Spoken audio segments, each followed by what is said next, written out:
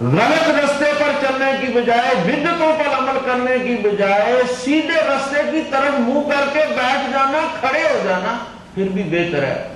آپ نے کسی سے رستہ پوچھنا ہے تو اس کا طریقہ یہ ہے کہ آپ ایک جگہ کھڑے ہو جائیں کسی جگہ، اور پھر اپنے میزبان کو بتائیں کہ میں جناب فلاں جگہ کھڑا ہوں، پاکستان سینٹر کے پاس کھڑا ہوں، ایمبیسی کے پاس کھڑا ہوں، KFC کے پاس کھڑا ہوں، مشرق بینک کے پاس کھڑا ہوں، تاکہ اسے پہنچنے میں آسانی ہو۔ وہ آپ کو لے، وہ بھی چلتا رہے اور آپ بھی چلتے رہے۔ وہ K4 کے پاس پہنچے اور آپ ایئرپورٹ پہ پہنچے کہ میں تو ایئرپورٹ پہ، وہ ایئرپورٹ پہنچے تو آپ کہیں جی میں تو مرینا مال پر ہوں۔ منزل مل جائے گی، کھڑے ہو جائیں، کسی کو ہاتھ پکڑنے دو تو سارے علم والے ہلاک ہو جائیں گے سوائے ان کے کہ جو عمل کرنے والے۔ سارے عمل کرنے والے ہلاک ہو جائیں گے سوائے ان کے جو اخلاص والے۔ من صلی یرائی فقد اشرک، نماز پڑھی عمل کیا، جس نے ریاکاری کی نماز پڑھی اس نے شرک کیا۔ ومن صام یرائی فقد اشرک، جس نے ریاکاری کا روزہ رکھا اس نے شرک کیا۔ ومن تصدق یرائی فقد اشرک، جس نے ریاکاری کا صدقہ دیا اس نے شرک کیا۔ ہلاک ہو رہا ہے کہ نہیں ہو رہا؟ سارے عمل والے ہلاک ہو جائیں گے مگر اخلاص والے، صرف اللہ کی خاطر۔ عمل شروع کرنے سے پہلے بھی جائزہ لے بندہ، اپنے اندر آنکھیں بند کرے، اندر جائے۔ اس کو کہتے ہیں سفر در وطن۔ یہ وطن ہے ہمارا، جاؤ اس کے اندر جاؤ، اس مٹی کے اندر جاؤ، جا کے جائزہ لو کیوں کر رہے ہو کام، اس کے لیے کر رہے۔ اگر اس میں ذرا سا بھی شائبہ کسی غیر کا ہے کہ میں یہ تو اس لیے کر رہا ہوں لیکن ساتھ میں تھوڑا سا یہ بھی ہو جائے، اللہ کو قبول نہیں۔ من اعطى لله ومنع لله واحب لله وابغض لله فقد استكمل الايمان۔ غصہ بھی خرچ کرو تو سوچو میں کیوں غصے ہو، یہ غصہ کیوں ہے؟ جب تک رشتہ دار اللہ کی حدیں توڑتے رہتے ہیں، ہم شیر و شکر رہتے ہیں، ہمیں کوئی تکلیف نہیں ہوتی۔ ہمارے ساتھ وہ ذرا سی کرتے ہیں تو پھر ہم ناراض ہو جاتے ہیں، پتہ چلا ہم بڑے ہیں، ہماری نافرمانی، ہماری گستاخی بہت بڑی انسالٹ ہے، ناقابل معافی۔ ہاں اللہ پاک کی حدیں توڑتا رہے تو کوئی پرواہ نہیں۔ جب اللہ سے نسبت ہو جائے کسی کام کی تو وہ کام بھی بڑا عظیم ہو جاتا ہے، بندے کے ساتھ ہو جائے، کسی رشتے کے ساتھ ہو جائے۔ دیکھیں نا، یہ نہیں کہا کہ جب دو بھائی آپس میں ملتے ہیں اور سلام کرتے ہیں، ہاتھ ملاتے ہیں تو ان کے ہاتھ جدا ہونے سے پہلے دونوں کی مغفرت ہو جاتی ہے، نہیں کہا۔ جب باپ بیٹا ملتے ہیں دونوں ہاتھ ملاتے ہیں دونوں کی مغفرت ہو جاتی ہے، نہیں کہا جب دو مسلمان ملتے ہیں اور خالص اللہ کے لیے ملتے ہیں۔ اگر ایک قرض لینے آیا ہے تو وہ ملنا نہیں، اس پہ نہیں، اور کوئی وجہ نہیں ہے، صرف اسلام کی نسبت سے وہ ملاقات ہو رہی ہے۔ فرمایا دونوں جب ہاتھ ملاتے ہیں تو ان کے ہاتھ جدا ہونے سے پہلے اللہ پاک دونوں کی مغفرت فرماتے ہیں۔ یہ نسبت ہے، اللہ پاک سے جب نسبت ہو جائے تو یہ اس کی قیمت لگتی ہے۔ اور اخلاص والے بھی بہت بڑے خطرے سے دوچار ہیں، اس لیے کہ عمل شروع کرتے ہوئے بندہ مخلص ہو سکتا ہے، درمیان میں جا کے تھوڑا سا آپ کی گرفت ایمان کی کمزور پڑی، شیطان فوراً وہاں اپنا ٹانکا لگا دیتا۔ یہ جو لائن مین ہوتے ہیں، آپ نے شاید مشاہدہ کیا ہو یا نہ کیا، اکثر و بیشتر یہ بجلی سے چمٹ کے مرتے ہیں بیچارے۔ کیوں؟ اوور کانفیڈنس ہو جاتا۔ پہلے احتیاطاً بجلی بند کر کے سب اسٹیشن کی کام کرتے ہیں، پھر آہستہ آہستہ اوور کانفیڈنس ہوتا ہے، چلتی بجلی میں شروع کر دیتے ہیں۔ اب کہیں پاؤں سلپ ہو گیا. انسان کے جو لوکل ڈیفنس سسٹم ہے اللہ پاک نے ہر آرگن کے اندر رکھا ہے.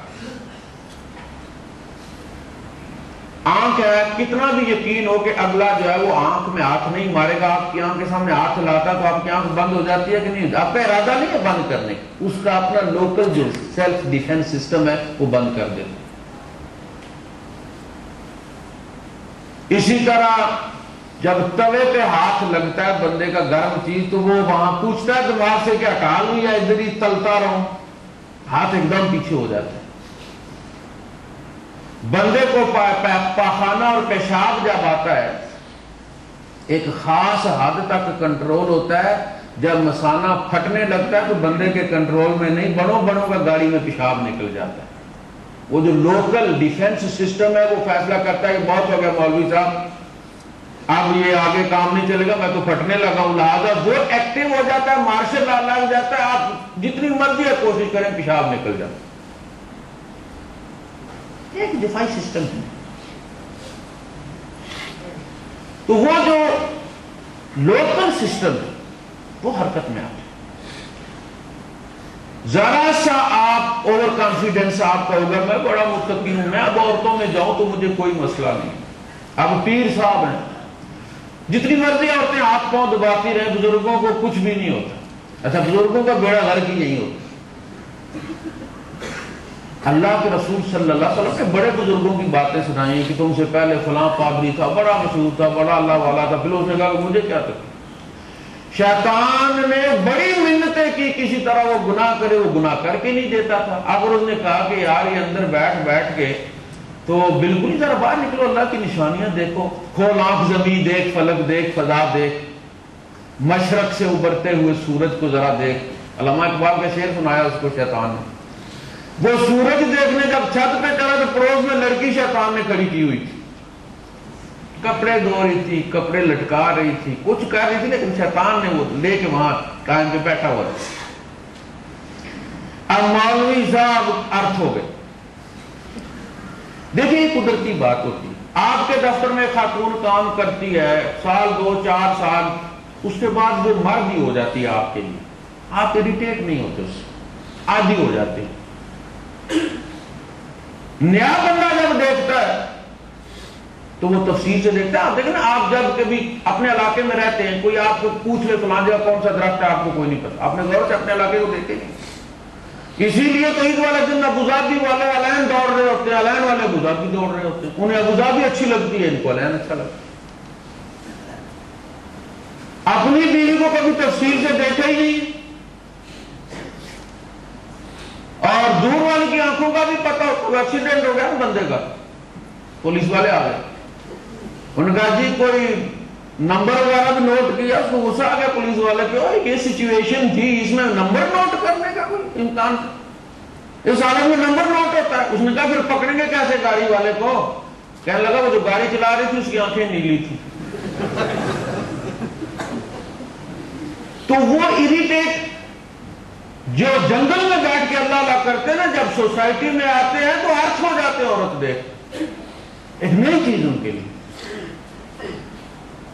وہ زیادہ خطرے سے دوچار ہوتے. تو دینے کا واقعہ ہے, پیر صاحب لڑکی لے کے فرار ہو گئے مردنی. تو واقعی کیا ہوا تھا ابوظہبی سے,